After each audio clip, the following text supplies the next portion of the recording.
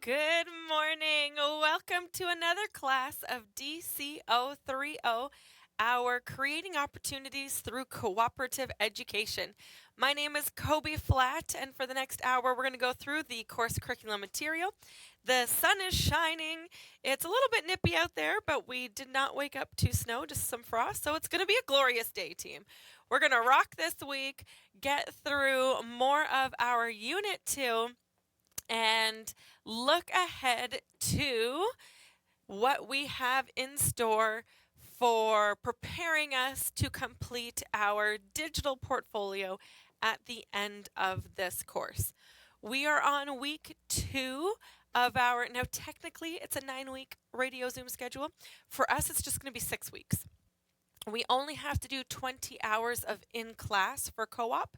The rest is you going out into your workplace, completing your placement hours, depending on if you are taking co-op for 1 credit or 2 credits, will determine how many hours of in-placement work you need to be collecting. So we are still following the radio Zoom schedule. Every Monday to Thursday, we will be broadcasting our class material. The term goes until January 23rd, but because we only broadcast Monday to Thursday, our last on-air class would be January 22nd. But for us here in the co-op class, our last day is going to be Thursday, December 18th. Technically, it would just be December 15th would be our 20th lesson, but because of that conference that I'll be attending, we're going to push that December 2nd to 4th week down. Little bit of a lot to juggle, but hopefully you can plan accordingly and be prepared for that when it comes, knowing that after Christmas, you're just focusing on your work placement. You can still be doing assignments while you're collecting hours, but hopefully that will help you to stay on track, meet those deadlines, and be successful in this course. Today we are looking at Lesson 6. If you're following along in your IL booklet, that's on page 8 of Unit 2. We are talking about essential skills. So today's class is going to look at identifying skills, and a large portion is going to be focusing on writing as an essential skill. Unlike interests and abilities, which we talked about in the last class, skills are things that you have learned or studied. Now, the Government of Canada has identified 9 essential skills. These skills are communication, numeracy, writing, adaptability, collaboration, digital, reading, problem solving, and lastly, creativity and innovation.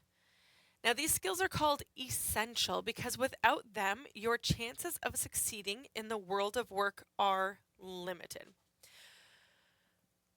If you want to check it out for yourself, you can go to the Government of Canada's website. I'm going to see if it's going to pull up here. I just have to find the sweet spot on where to click. And you'll see on canada.ca, if you go through the services, the jobs, the training, the initiatives, they have this page that is Skills for Success. Skills for Success provides Canadians with everyday skills needed for work, learning, and life. Improving them will help you succeed in today's and tomorrow's workplace. If you have a minute, feel free to explore this page. They talk about learning about the skills and discovering the skills that you need for work and daily life. Find out why each skill is important. And then further, you can explore the situations in which they are useful. They have their own skills assessment, so using tools to assess gaps in your skills. And then they offer skills training. Find tools to improve your training. So if you have time, There is a short 1-minute video about what each skill is and how it's broken down.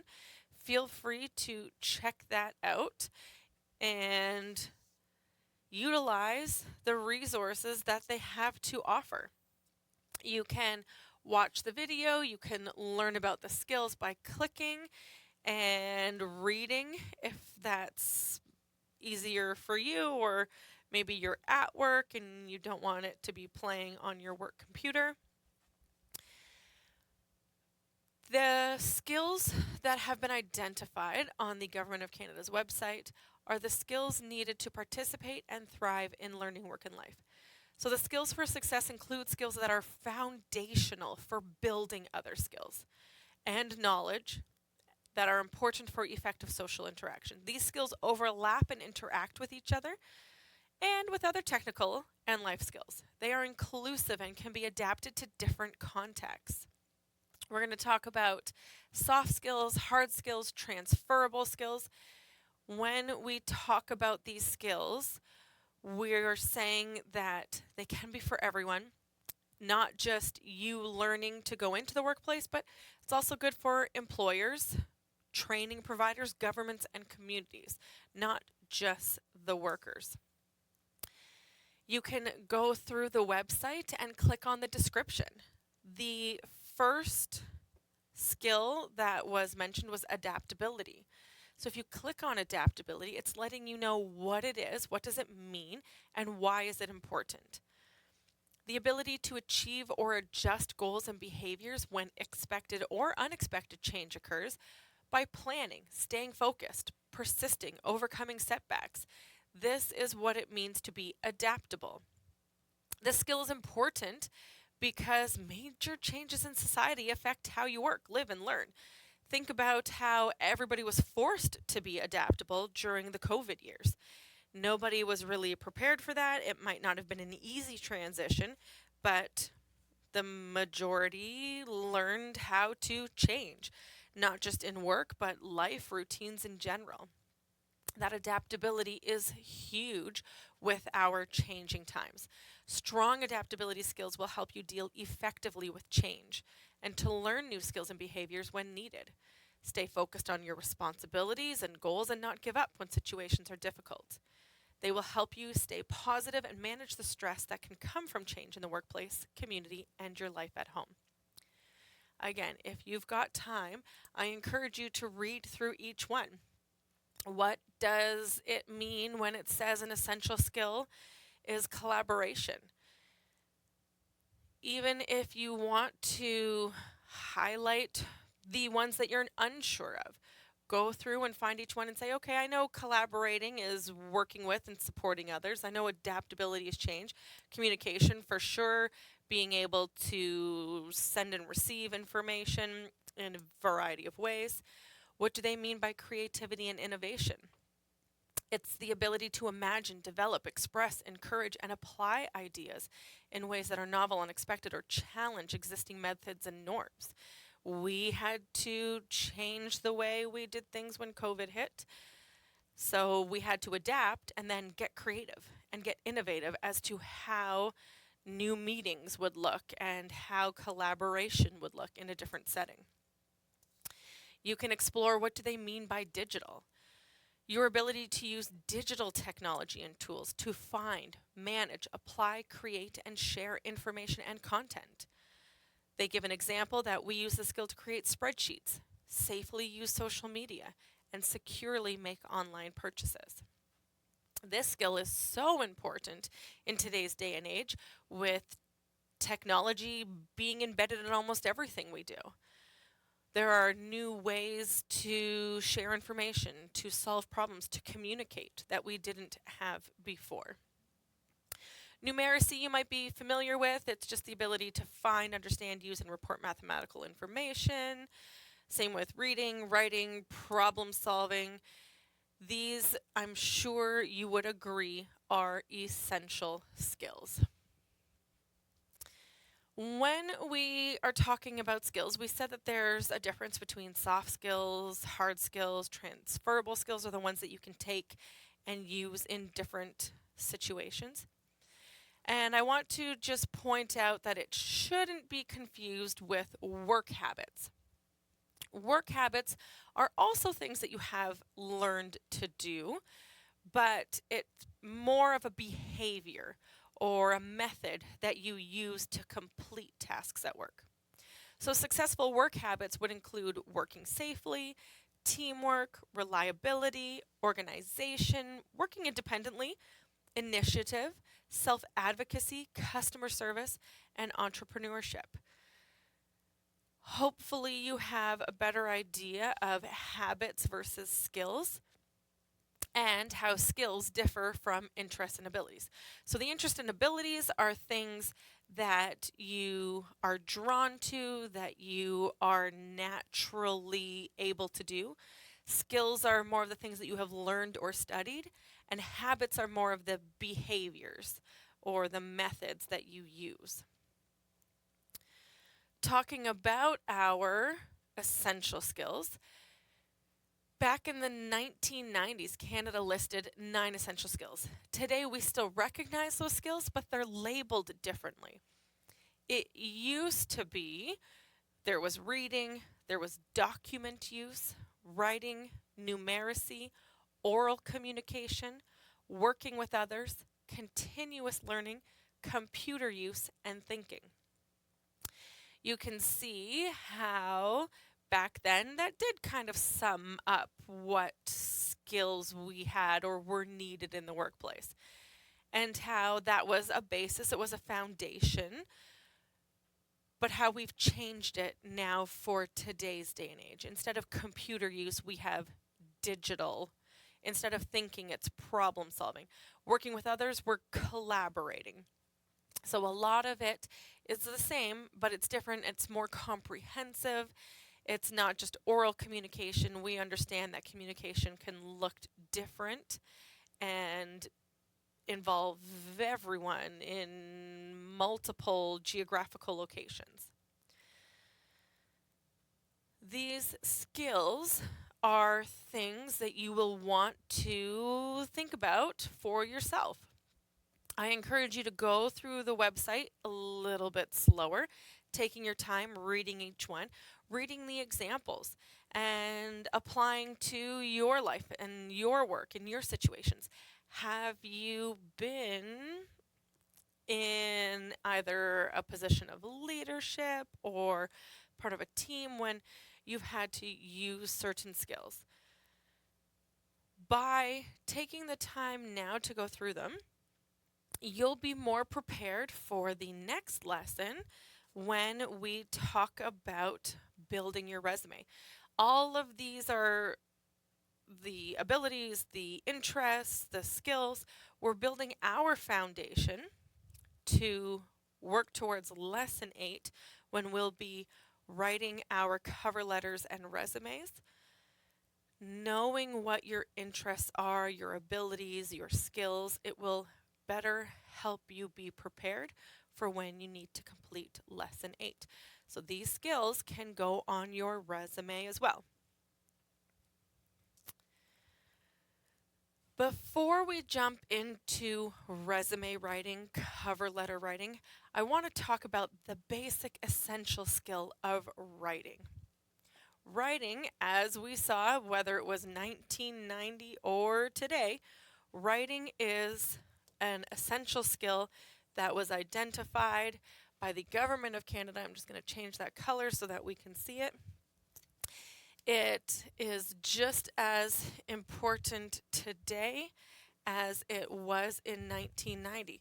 We've acknowledged that computer use has evolved to digital, but that writing is still a huge part.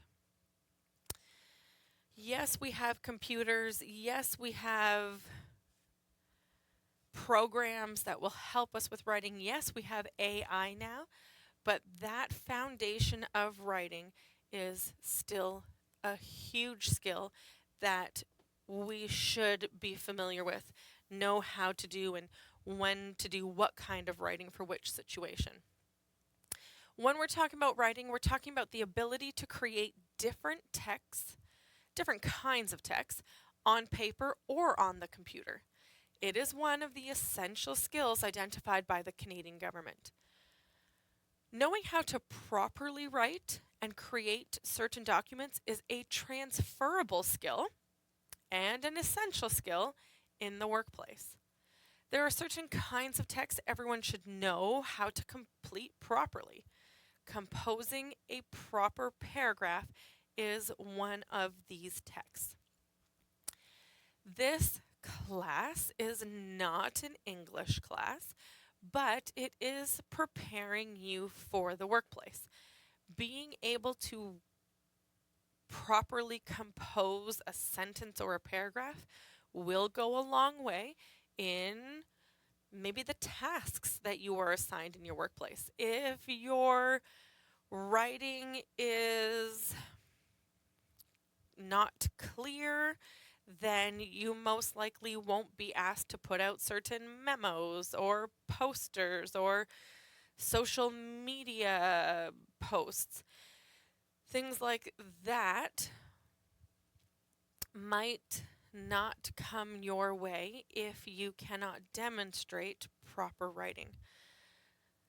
So although you won't lose marks on your spelling in most of your assignments, you do need to be mindful of writing a complete sentence, complete and whole answers, composing a proper paragraph.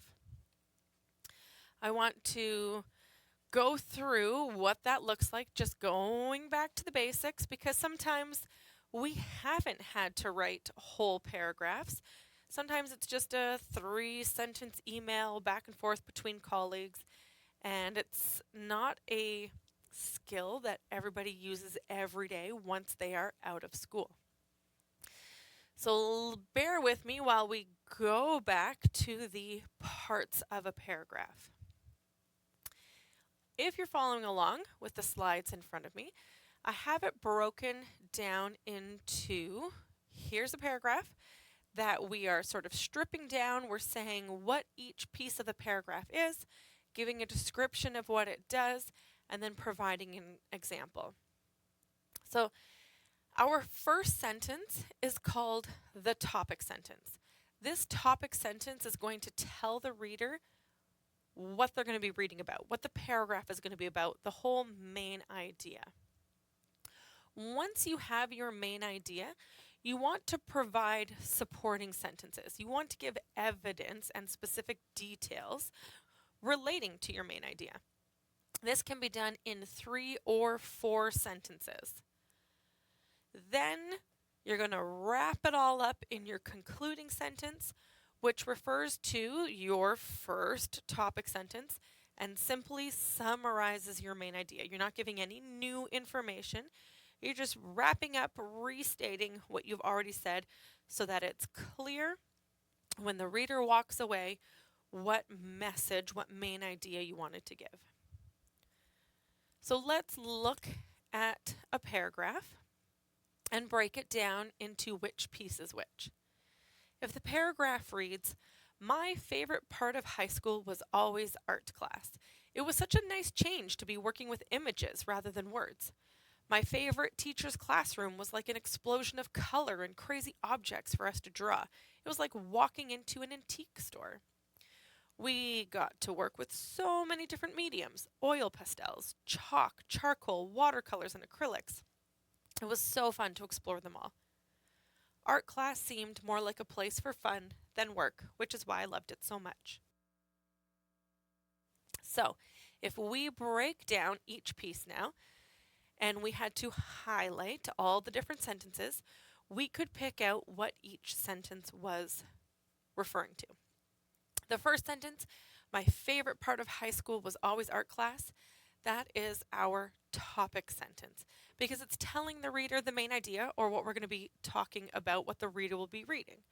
If you say my favorite part of high school was always art class, we're going to be talking about art class and why it was so wonderful. So that sets us up for, now we need to give 3 specific details, 3 supporting pieces of evidence, as to why art class was the best. So they've broken it down into three things. First was what they were working on. Second was the atmosphere. Third is what they were working with. The first supporting sentence says it was such a nice change to be working with images rather than words. That's one specific detail. The second supporting sentence is, my favorite teacher's classroom was like an explosion of color and crazy objects for us to draw. It was like walking into an antique store. It's explaining the classroom, the atmosphere, the setting. And then the third supporting piece of evidence, or the specific detail, was that they got to work with so many different mediums. And they provide examples, specific details, not just, oh yeah, we got to do a lot of different things. Well, what kind of different things? They got to work with oil pastels, chalk, charcoal, watercolors, and acrylics, and how it was fun to explore them all. It's not saying that they enjoyed them all or that they were great at them all. I'm an amazing artist who can produce wonderful works of art with oil pastels and chalk and charcoal and watercolors and acrylics. It's simply giving specific details as to how fun it was to explore them all. So they gave the three supporting pieces of evidence, the three specific details, and then the concluding sentence wraps it all up. It's summarizing what's already been said without giving anything new. Art class seemed more like a place for fun than work, which is why I loved it so much. And that is one whole, complete, proper paragraph. Sometimes going back to the basics is what we remember most. There are certain things that might stick with us from elementary school or high school that we still use today. For some, it might be the visualization of the parts of a paragraph as a hamburger.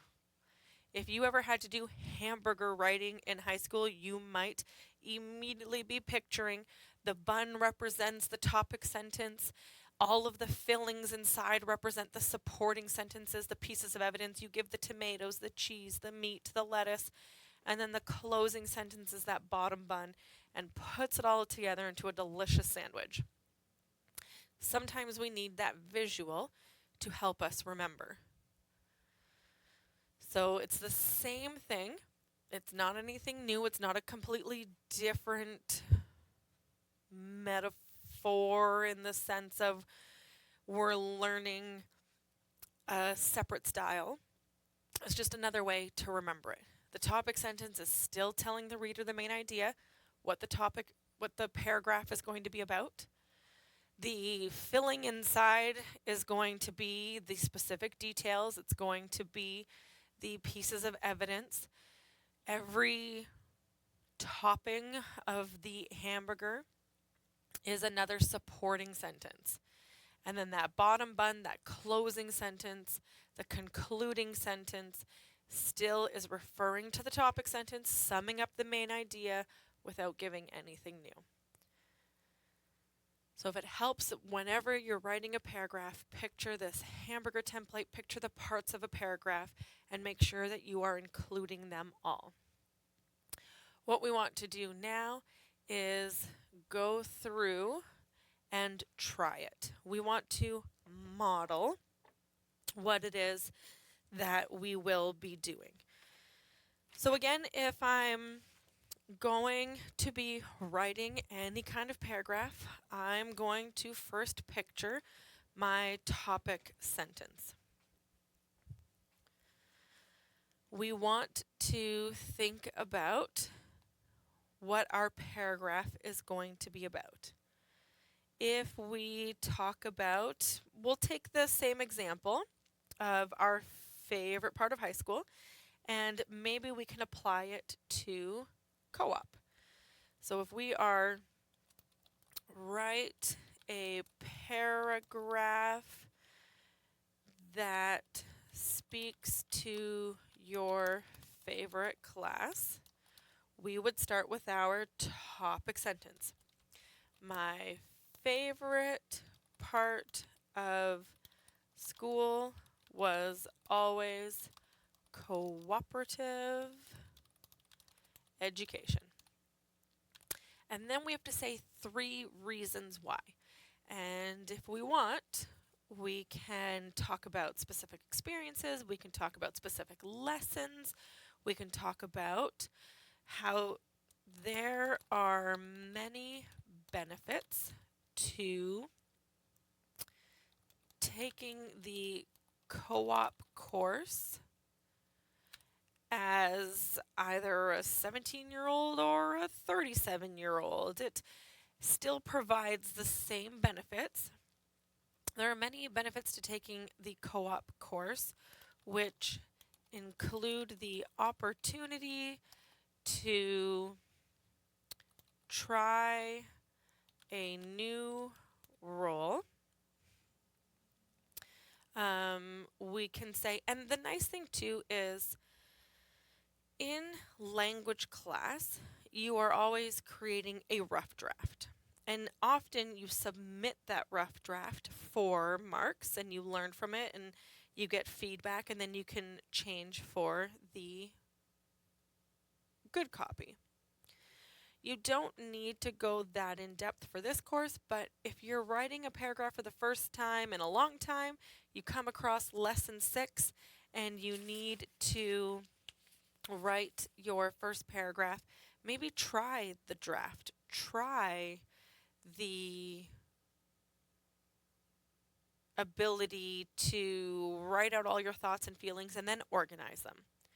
So we can say, if we want to do a draft, we can say fave class is co-op.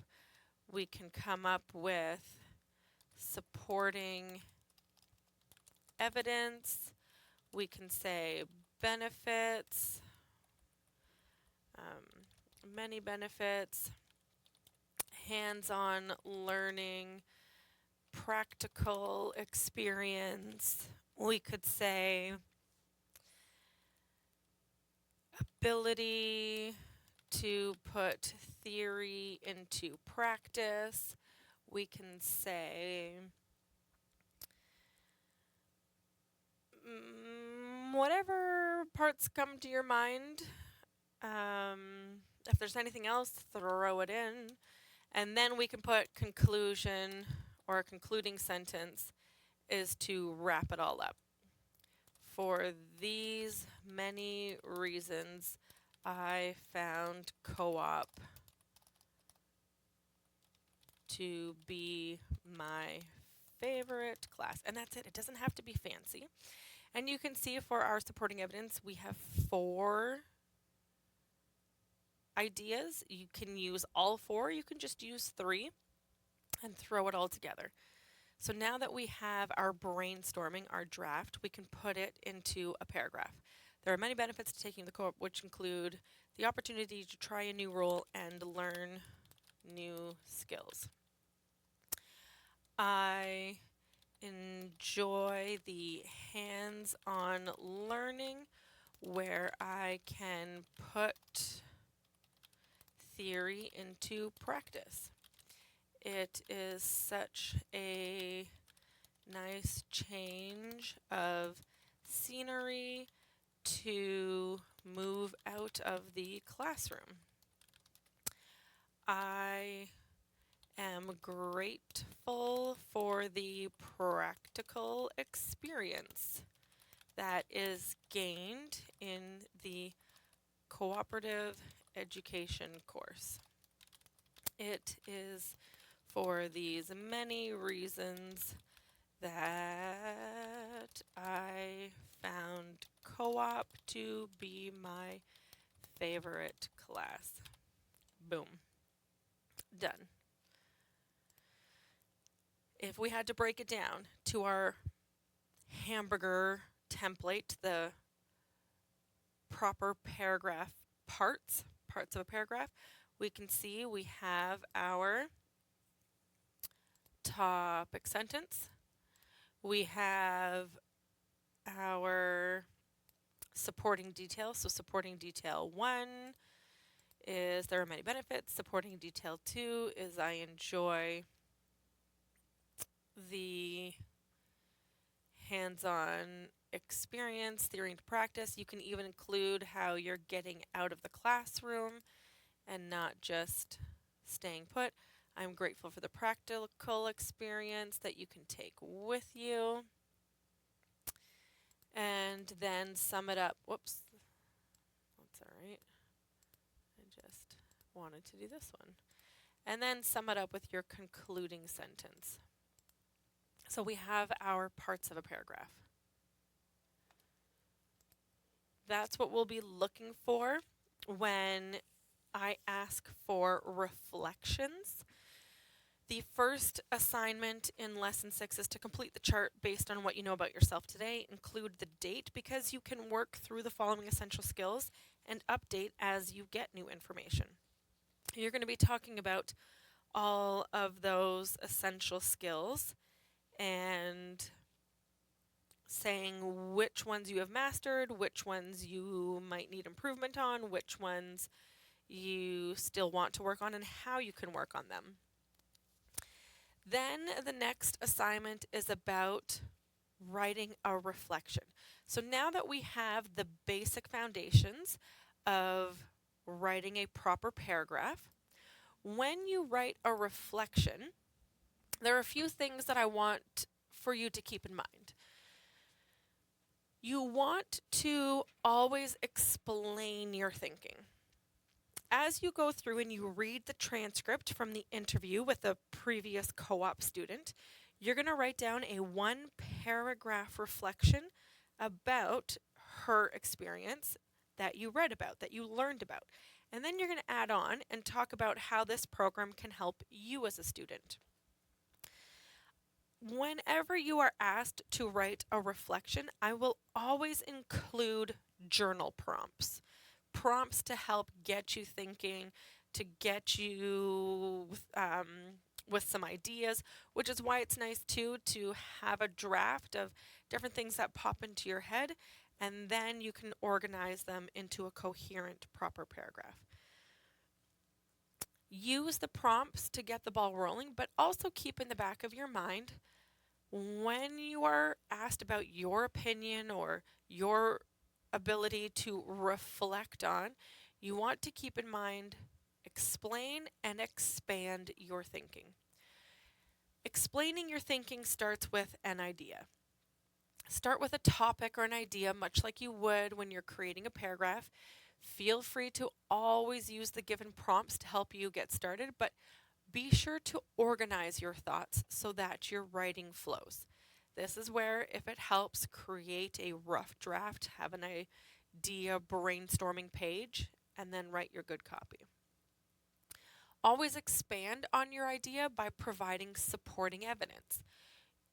Whenever possible, use specific connections and examples. Make connections to other texts, to yourself, and or to life experiences, to others, to the world around you. When you are explaining, you're organizing, expanding, you're providing supporting evidence, expanding on your thinking, you can always ask yourself who, what, when, where, why, and how.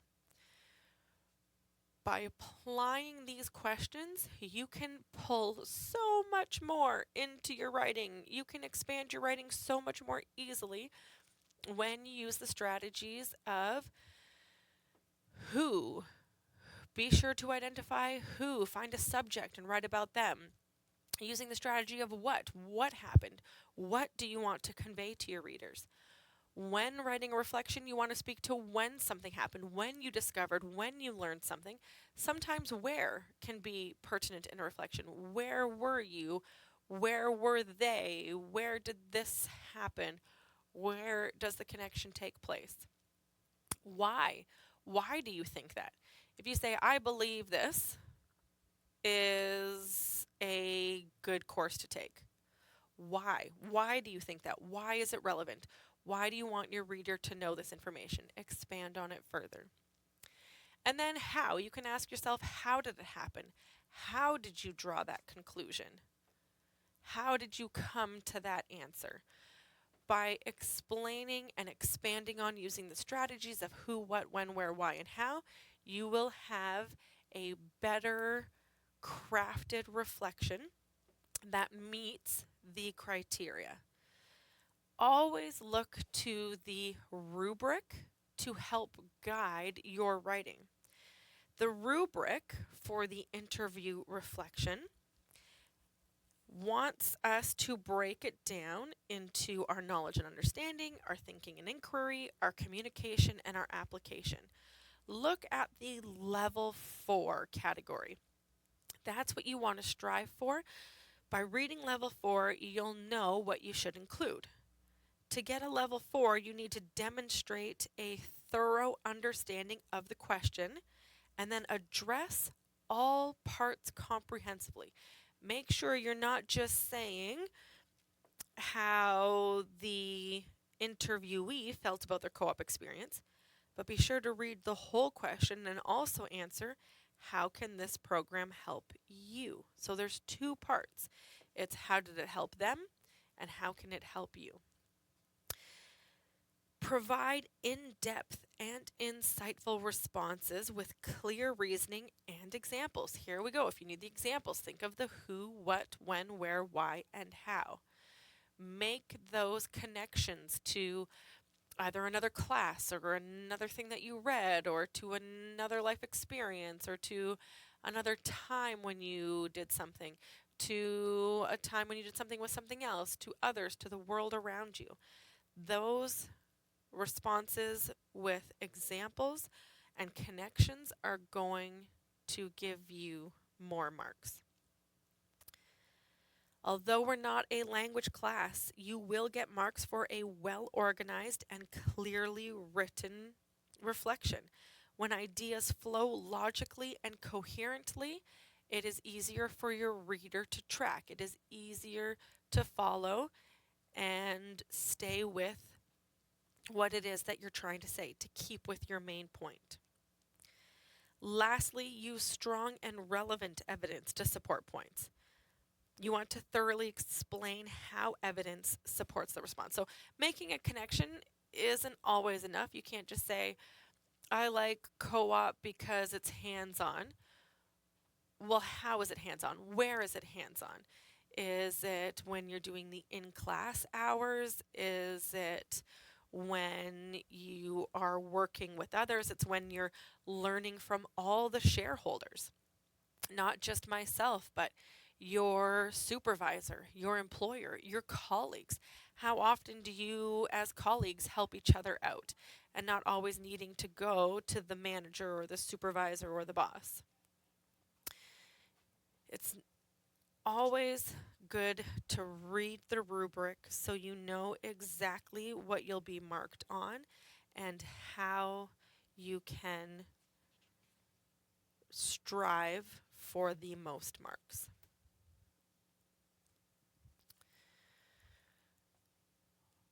An example of writing a reflection, we're going to do one together here if I can find, there it is.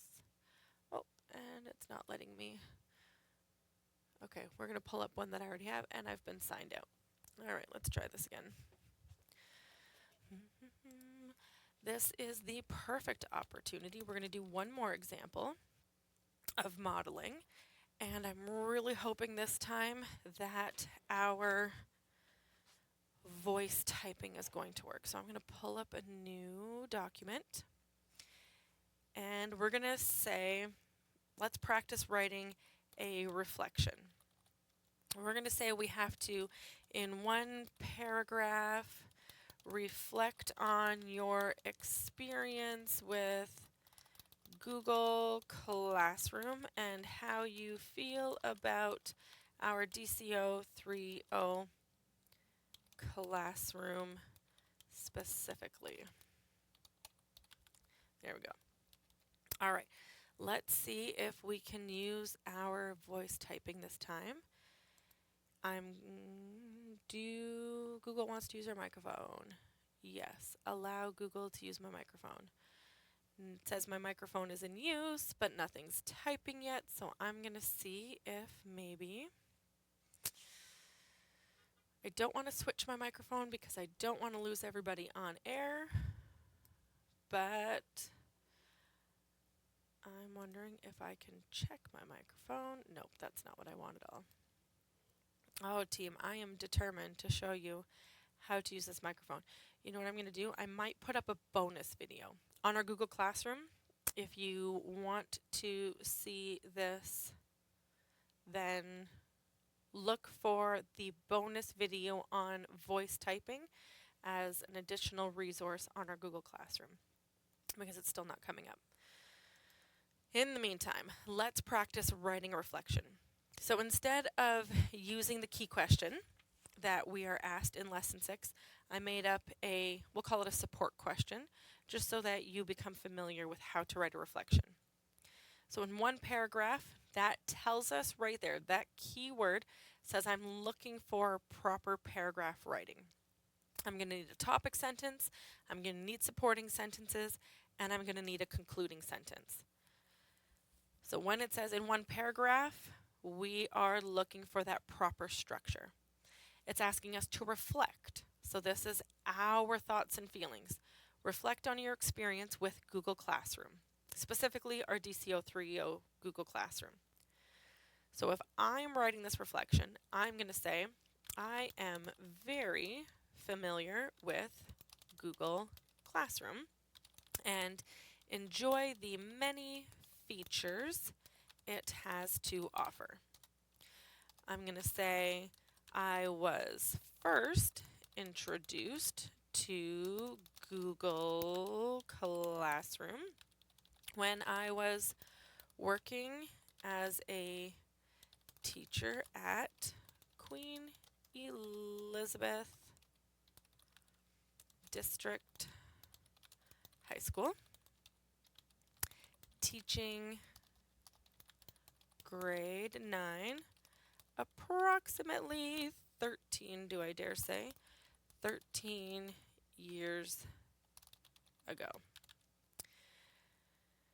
I have been using Google Classroom in the various classes that I have taught ever since then.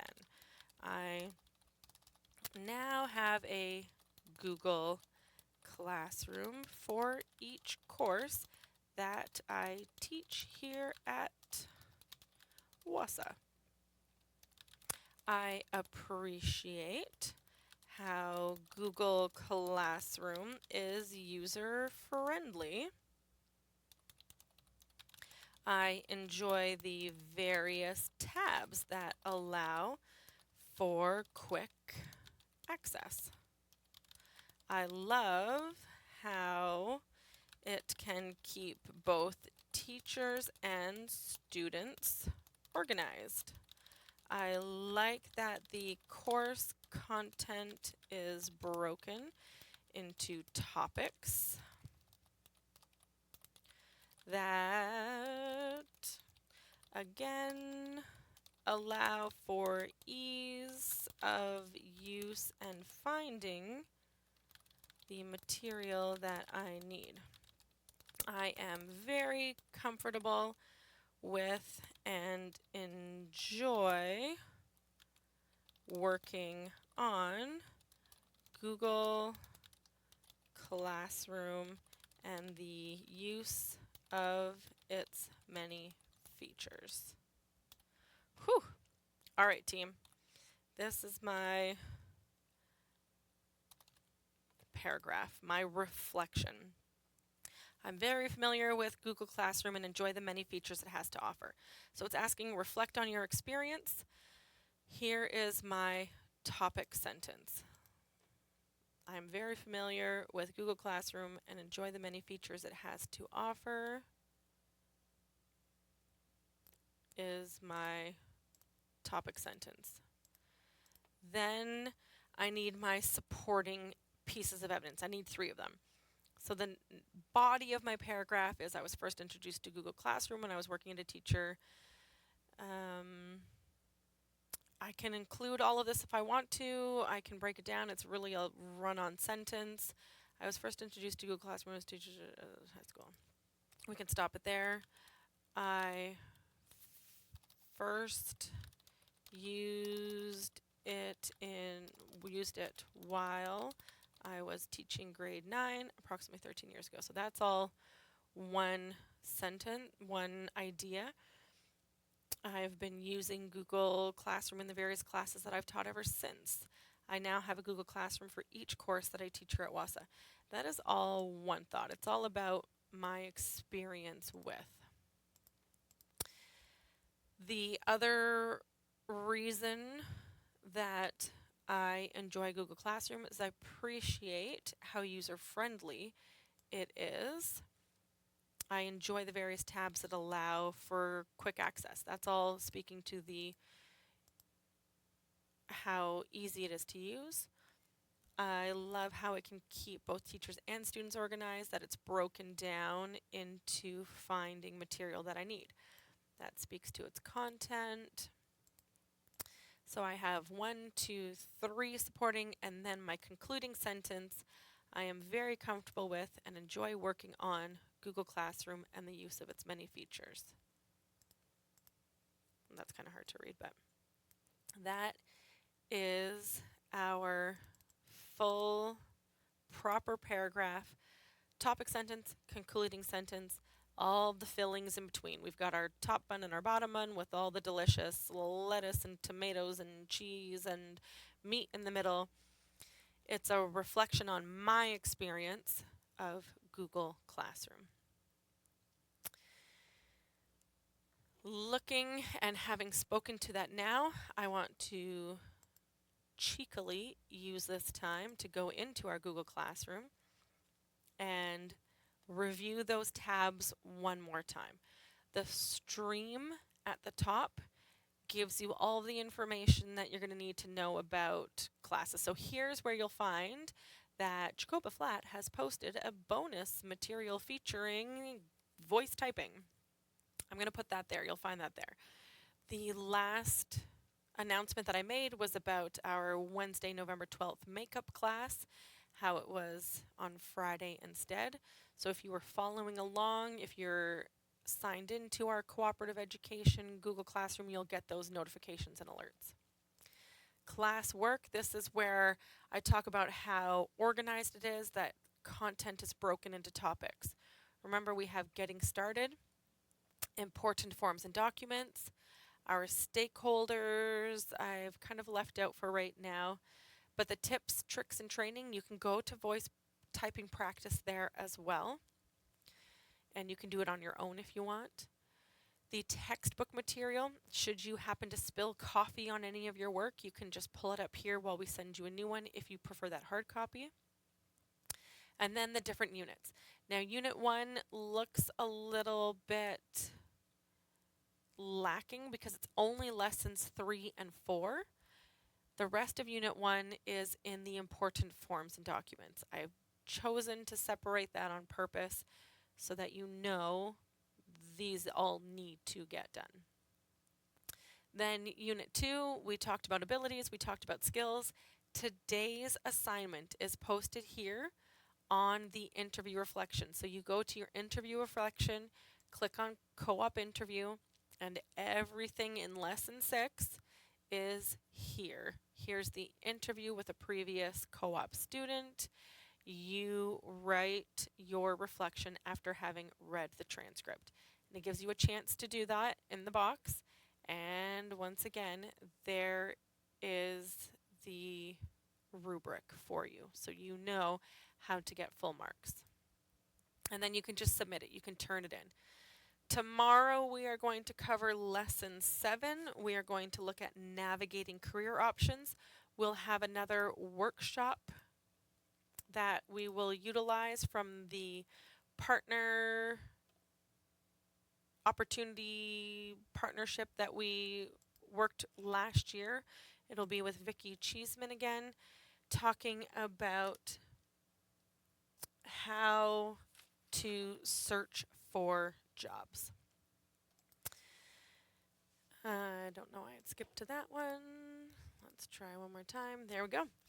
Take your time to read through all the assignments. Make sure that you are answering them completely and wholly. If you have any questions, don't hesitate to reach out to me. I do ask that you be submitting assignments as you complete them. Please, once they're done, turn them in.